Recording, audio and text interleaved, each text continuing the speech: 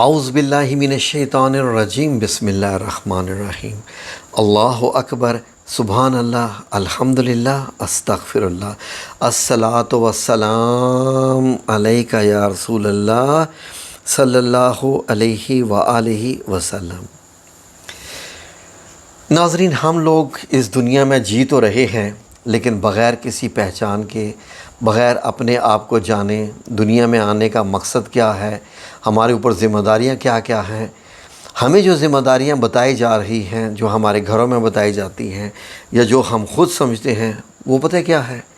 پڑھنا ہے، لکھنا ہے، کام کرنا ہے، اور اس کے بعد نوکری کرنی ہے، بچے پیدا کرنے ہیں، ان کو پڑھانا لکھانا ہے، ان کی پرورش کرنی ہے، اور اس کے بعد ان کے بچے جو ہوتے رہیں گے تھوڑا سا ان کی بھی دیکھ بھال کرنی ہے، اور اتنے میں آپ کو دنیا سے چلے جانا ہے۔ کیا یہی ہے زندگی گزارنے کا مقصد؟ اگر میں اس میں کچھ اور بھی چیزیں ایڈ کروں جو اس کے لیے مجھے اللہ معاف کرے، تو وہ یہ ہے کہ ہاں جی، بس کام کرنا ہے، اتنا زیادہ کام کرنا ہے کہ آنے والی جو ہماری 10 نسلیں ہیں وہ بیٹھ کے کھائیں، تاکہ ان کو پتہ چلے کہ جناب جی ان کا باپ دادا کتنے پیسے چھوڑ کے گیا ہے، اور بس بینک بھرے ہوں، کیونکہ پتہ نہیں ان کو اللہ دے گا کہ نہیں دے گا۔ ایک عجیب سا احساس۔ ناظرین، کاش کہ ہم صرف اتنا ہی اگر جان لیں کہ اگر انسان تو ہم ہیں ہی الحمدللہ، مطلب ایک بندے کی شکل کے ہیں، لیکن ہم امت محمدی صلی اللہ علیہ وآلہ وسلم ہیں ناظرین۔ اور امت محمدی صلی اللہ علیہ وآلہ وسلم پہ کیا کیا جو ہے وہ اللہ رب العزت نے ذمہ داریاں لگائی ہیں، میں آپ کو سب سے پہلے سورہ آل عمران یعنی جو 3 نمبر سورت ہے، آیت نمبر 110 اس کا ترجمہ سنیے۔ خوش نصیب ہیں آپ، مبارک ہو۔ سنیے اللہ رب العزت آپ کو کیا فرما رہے ہیں۔ تم بہترین امت ہو، ہمیں کہہ رہے ہیں تم بہترین امت ہو جو سب لوگوں کی رہنمائی کے لیے ظاہر کی گئی ہے۔ تم بھلائی کا حکم دیتے ہو اور برائی سے منع کرتے ہو، اور اللہ پر ایمان رکھتے ہو، اور اگر اہل کتاب بھی ایمان لے آتے تو یقیناً ان کے لیے بہتر ہوتا۔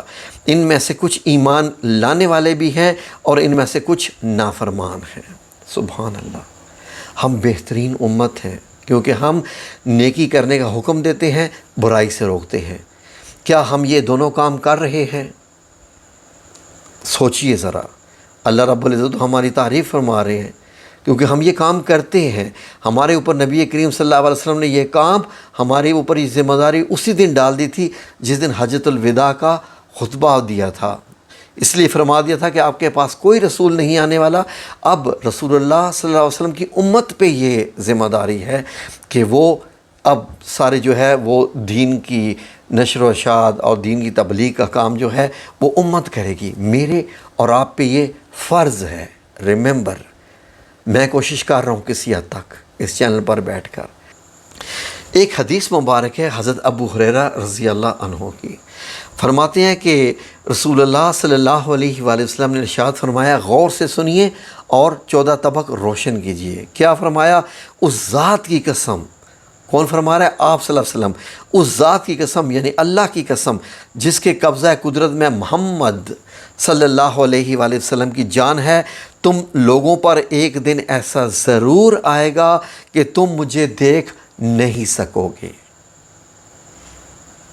لیکن میرا دیدار کرنا اس وقت ہر مومن کے نزدیک اس کے اہل و عیال اور مال سے زیادہ محبوب ہوگا۔ چلیے اب بتائیے، یعنی نبی پاک صلی اللہ علیہ وسلم پردہ فرما چکے ہوں گے اور ہم لوگ نبی پاک صلی اللہ علیہ وسلم کی زیارت کرنے کے لیے، اور وہ بھی خواب میں دیدار کرنے کے لیے اپنا سب کچھ لٹانے کو تیار ہو جائیں گے۔ کیا ہیں آپ تیار؟ کیا آپ سوچتے ہیں کہ آپ نے نبی پاک صلی اللہ علیہ وآلہ وسلم کی زیارت کرنی ہے؟ کیا ہے آپ کے دل میں حب؟ کیا ہے آپ کے دل میں اس چیز کی تمنا؟ سنیے ایک اور حدیث سن لیے، 14 طبق روشن کرنے والی۔ میں اور لمبی بات نہیں کروں گا، یہ حدیث سنا کے بس کر دوں گا، غور سے سنیے۔ ایک روایت میں ہے کہ حضرت عمر و بن شعیب رضی اللہ عنہ اپنے والد کے طریق سے اپنے دادا سے بیان فرماتے ہیں، سنیے۔ رسول اللہ صلی اللہ علیہ وآلہ وسلم نے صحابہ اکرام رضوان اللہ علیہم اجمعین سے فرمایا، تمہارے نزدیک، سوال کیا، تمہارے نزدیک ایمان کے لحاظ سے کون سی مخلوق سب سے محبوب ترین ہے؟ انہوں نے عرض کیا فرشتے، یعنی صحابہ کرام نے عرض کیا فرشتے۔ آپ صلی اللہ علیہ وسلم نے فرمایا فرشتے کیوں ایمان نہ لائیں؟ فرشتے کیوں ایمان نہ لائیں جب کہ وہ ہر وقت اپنے رب کی حضوری میں ہوتے ہیں؟ انہوں نے عرض کیا پھر انبیاء اکرام؟ رسول اللہ صلی اللہ علیہ وسلم نے فرمایا انبیاء اکرام کیوں ایمان نہ لائیں جب کہ ان پر وحی نازل ہوتی ہے؟ انہوں نے عرض کیا تو پھر ہم ہی ہوں گے۔ صحابہ کرام نے تو پھر ہم ہی ہوں گے۔ فرمایا تم ایمان کیوں نہیں لاؤ گے جب کہ میں خود، میری ذات تم میں جلوہ افروز ہے، یعنی میں آپ کے سامنے بیٹھا ہوں۔ رسول اللہ صلی اللہ علیہ وسلم نے کیا فرمایا؟ غور سے سنیے آخری جملہ۔ آپ صلی اللہ علیہ وسلم نے فرمایا مخلوق میں میرے نزدیک پسندیدہ ترین ایمان ان لوگوں کا ہے جو میرے بعد میں پیدا ہوں گے، کئی کتابوں کو پائیں گے مگر صرف میری کتاب میں جو کچھ لکھا ہوگا بن دیکھے اس پر ایمان لائیں گے۔ اور یہ بھی فرمایا ایک اور حدیث میں کہ وہ میری زیارت کرنے کے لیے اپنا مال، جان، سب کچھ قربان کرنے پر تیار ہو جائیں گے۔ اور ایک اور حدیث میں فرمایا کہ ان کا درجہ اصحاب بدر کے اولین صف میں ہوگا۔ کس کا ہوگا؟ ہم لوگوں کا۔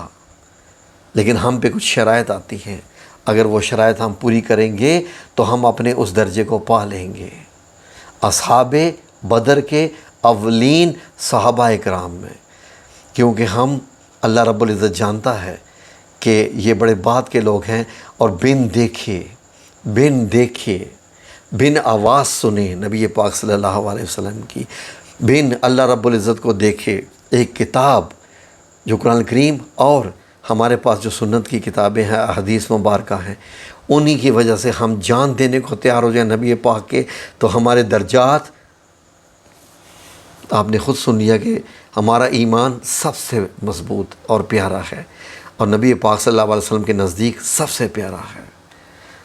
پا لیجیے اپنی اس حالت کو، اور پھر دیکھیے کہ اسلام کا عشق آپ کے دل میں کیسے پلتا ہے اور آپ کے دن اور رات کیسے پر نور ہو جاتے ہیں۔ جزاکم اللہ خیر۔ اللہ ہمیں یہ سوچنے اور سمجھنے کی توفیق عطا فرمائے۔ آمین یا رب العالمین برحمتک یا ارحم الراحمین۔